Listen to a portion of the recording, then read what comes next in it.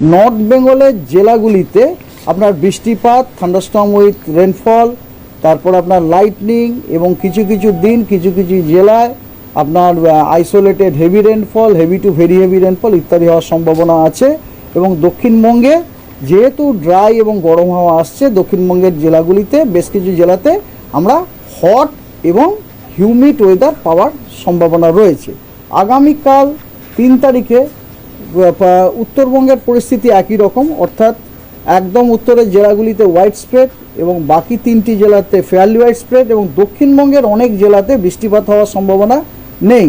সেই জেলাগুলি হলো বীরভূম, 2 বর্ধমান, হুগলি, হাওড়া, কলকাতা, বাঁকুড়া, পুরুলিয়া। তৃতীয় দিন উত্তরবঙ্গের সিচুয়েশন একই রকম, অর্থাৎ একদম উত্তরের 5টি জেলায় হোয়াইট স্প্রেড রেনফল, বাকি 3টি জেলাতে ফেয়ারলি হোয়াইট স্প্রেড রেনফল, এবং দক্ষিণবঙ্গের সব জেলাতেই বৃষ্টির সম্ভাবনা রয়েছে তৃতীয় দিন 4 তারিখে।